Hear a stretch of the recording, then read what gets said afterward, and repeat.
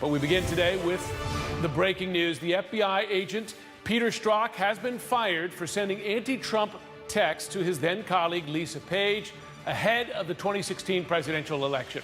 Let's bring in CNN criminal defense attorney, former federal prosecutor Seth Waxman, CNN political analyst Karin Demergen, CNN national security analyst Sean Turner, and our chief political analyst Gloria Borgers. So, Gloria, the IG took a hard look at this and said, yes, you know, this was not good behavior. Good that he was taken off the Mueller investigation, but we recommend FBI protocol, 60-day suspension, etc.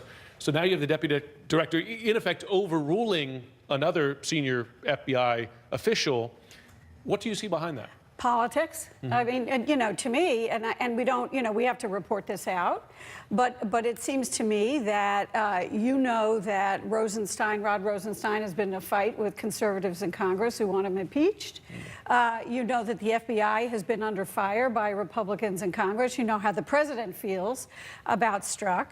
And it seems to me that he may be a sacrificial lamb here, and they may have just decided, you know what? Let's just get rid of this once and for all.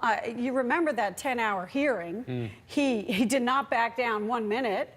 And so, you know, something has occurred here that would make them say, okay, we're not going to stick with protocol. Instead, we're going to fire somebody who, for a very long time, was a respected member of his organization. You know, I wonder if that hearing, in the end, helped or hurt him. And just to remind our viewers, he was quite a defiant, you know, presence as he was responding to those questions. Have a listen.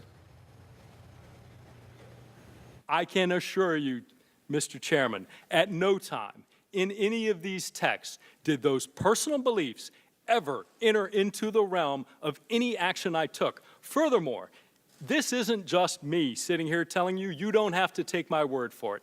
At every step, at every investigative decision, there are multiple layers of people above me, the assistant director, executive assistant director, deputy director, and director of the FBI, and multiple layers of people below me, section chiefs, supervisors, unit chiefs, case agents, and analysts, all of whom were involved in all of these decisions. Sean Turner served a long time in the U.S. intelligence community, most recently before he left for the office as the Director of National Intelligence. Was he giving an accurate representation there by saying, listen, yes, you know, I did something bad here, but let's be clear, there are loads of folks below me and above me, and this could not have affected the investigation, as the president has repeatedly and continues to argue? Well, look, I think it certainly is possible that what he did not impact the investigation. But I do think there's something a little more interesting here. You know, I agree with everything Gloria said, but, you know, I've talked to a lot of former colleagues in the FBI, former and current colleagues, and one of the things that I take away from those conversations is that almost universally, whether people in the FBI support the president or they don't support the president, almost universally, they have said that what Peter Strzok did in those text messages and what he did in this testimony irreparably damaged his ability to continue to serve in the FBI.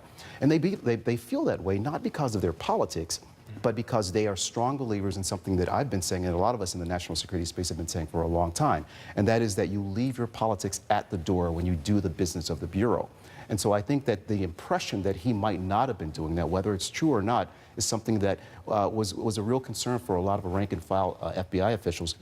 And so I think that for a lot of them, they saw this coming, and I think that some of that inside pressure may be why we're here today. And you're saying that performance there, why? Because he was so defiant? He didn't fall on his sword, as it were? Right. You know, not only because he was defiant, but he did not speak to the FBI's strong belief. So he didn't speak strong enough to the belief that politics, that partisanship should not enter into the work of the FBI.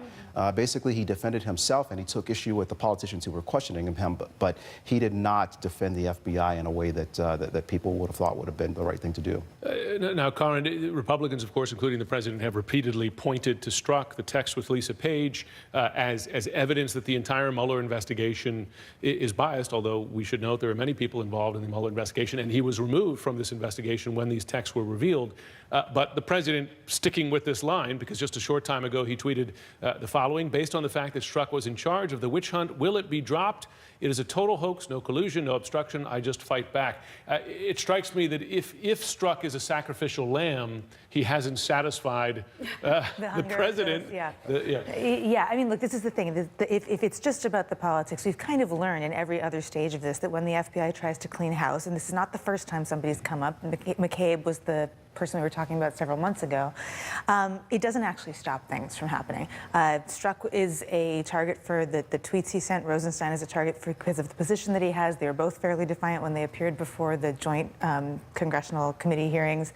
And this is going to be something that continues. The difference, though, I guess, between Strzok and, let's say, Rosenstein is that you have leadership that does not want to touch the Rosenstein thing. They don't want to get involved. It's a small subset still of very conservative House Republicans, many of them in the Freedom Caucus, that really want to push this connection to the entire investigation, take down Mueller, have everything go away. It's not really backed by the Paul Ryans and the Mitch McConnells of this world. And that makes a huge difference, whereas Strzok did something wrong. And it's objectively difficult to defend, even though the Democrats were very much trying to, and clearly Strzok was trying to defend himself as well. It is evidence of bias. Even the IG said, look, the investigation's fine, but this guy's not. Right. And that makes it much more difficult to thread that needle.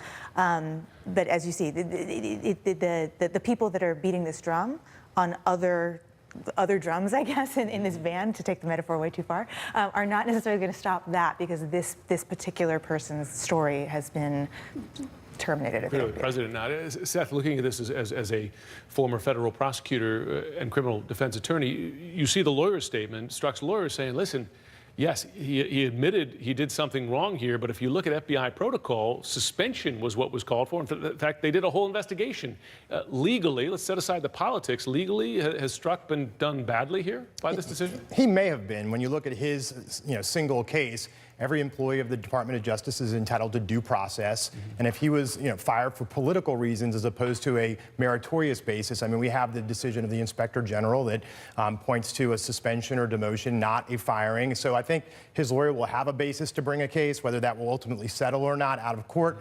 But I think the bigger political arena that we're all talking about really has really drives this train in large part. Right, no question. Well, listen, stand by, everyone. There's a lot more to talk about because also developing right now, the president continuing to take shots at Omarosa.